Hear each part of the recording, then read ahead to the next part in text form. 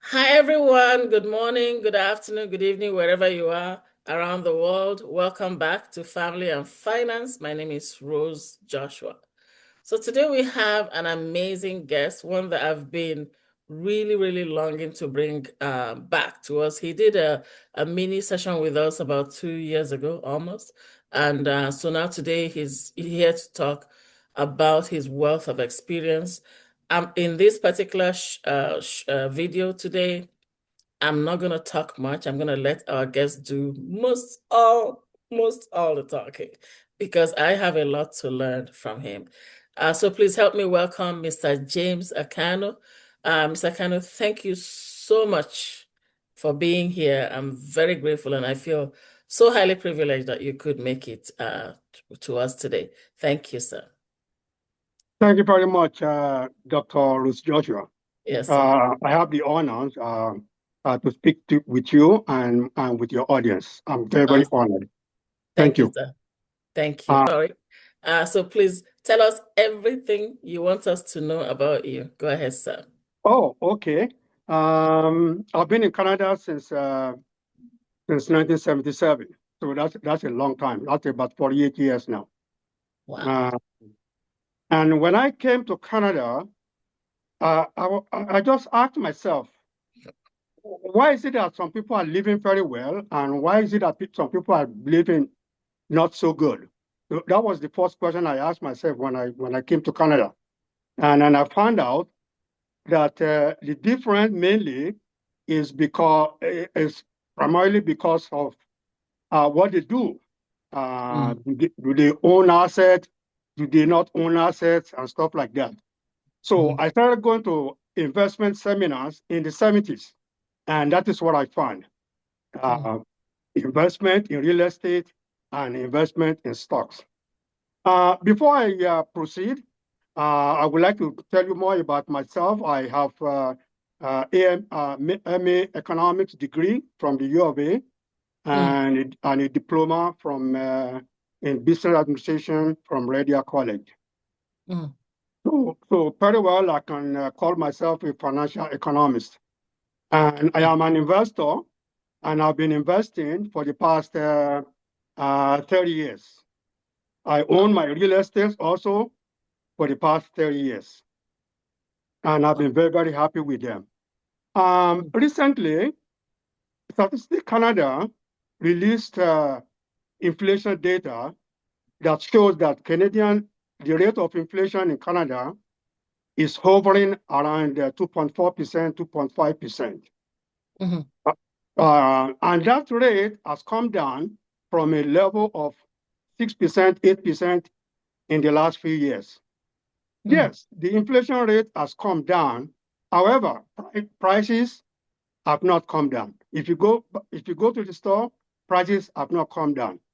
Right. So what we need to do, all of us in the economy, what we need to do is to increase our income because Mhm, prices are not going to come down. So we have to increase our income, and therefore we have to do what high income people are doing. What are these things that high income people do? They own assets. mhm, And what are the assets they own? They own real estate, and then they own stocks. mhm. And we know that real estate prices have gone up double or triple in the last 30 years.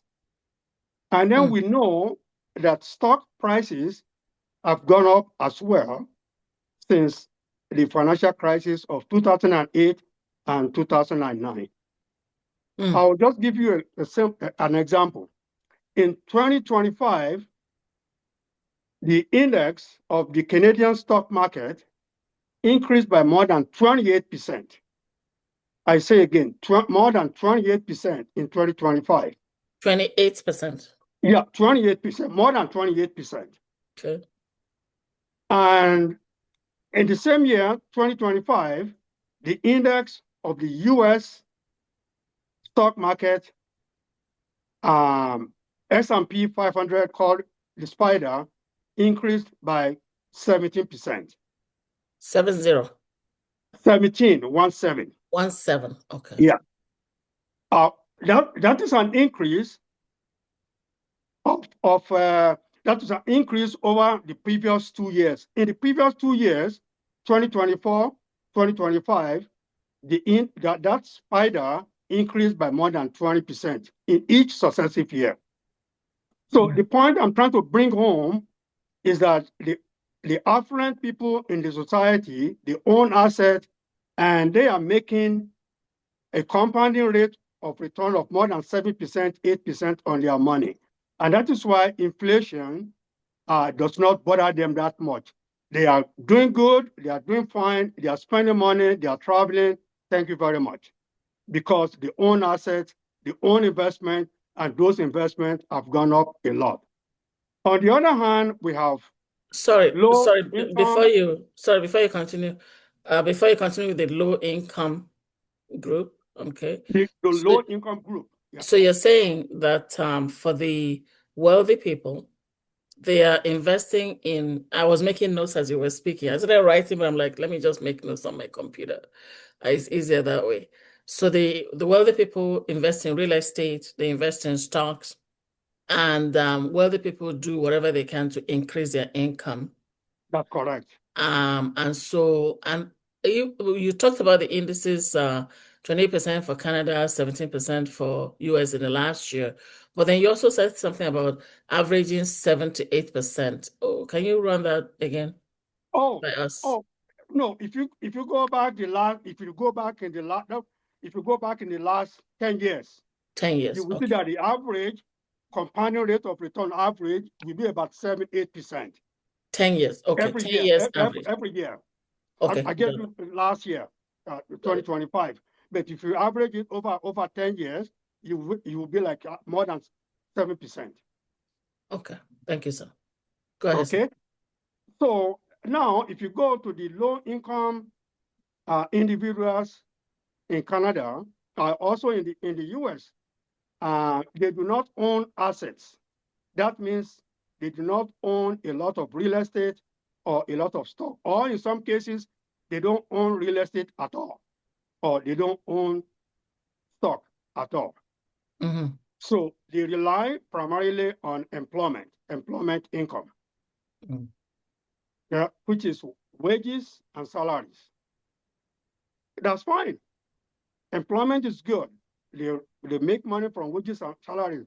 But the problem with wages and salary is that they have not caught up with inflation. Mm-hmm. So if wages and salaries have not caught up with inflation, that means people who rely primarily on employment, they are falling behind every year. They fall behind. They don't have enough money to spend. And that is why Mm-hmm. you have incidences of poverty and food insecurity among low-income consumers. So my advice to you is to do what affluent people are doing and own assets. Buy real estate because you get comfortable lifestyle, number Mm-hmm. one, and then secondly, you get savings and investment, and also you get inflation protection in real estate. Very good. Uh, Also, buy stocks. Buy stocks. Yeah, buy stocks, please.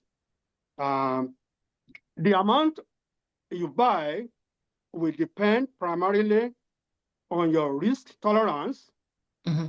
your time horizon, your cash flow, okay? Because you got to have money to spend on emergency and stuff like that, so that you don't Mm-hmm. sell your stocks when it's done. Cash flow and your goals for investment.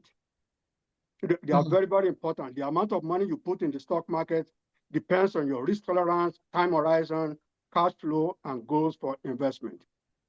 Okay. So I will advise the audience to max out the RSP. I started Okay. with RSP. Max Yes. out RSP. Whatever your deduction is, max it out.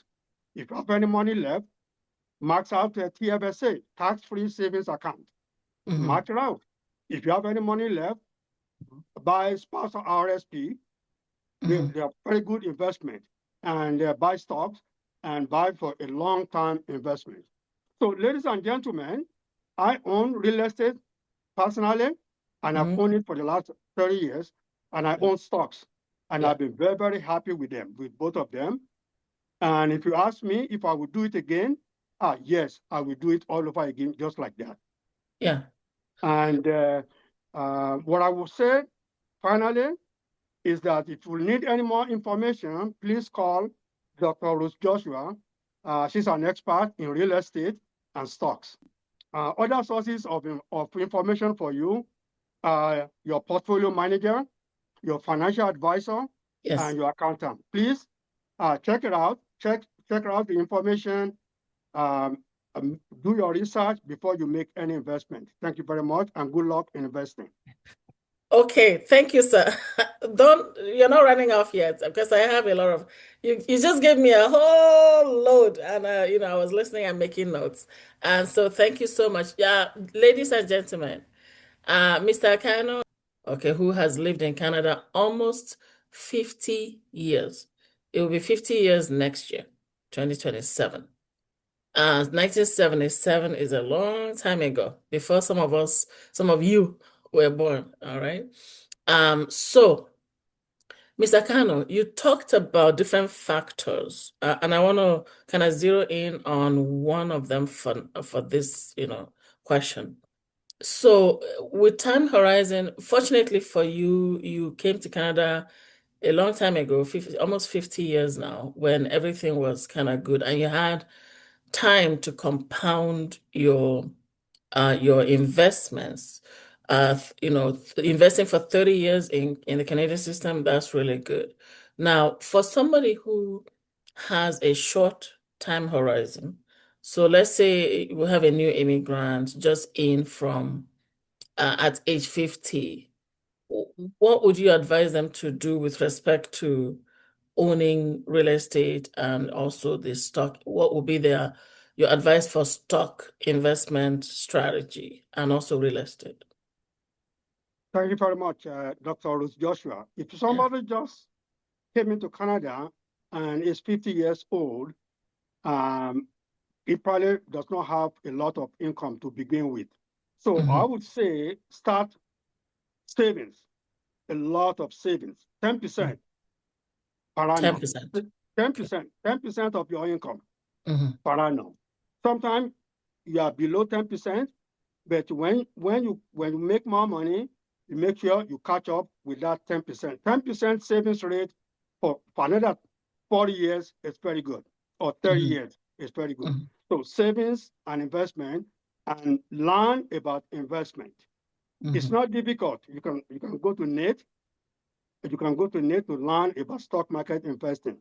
So you start investing, and we have another 20 years to go. So Yes. start with stocks, and then when you accumulate a lot of savings, then you buy real estate.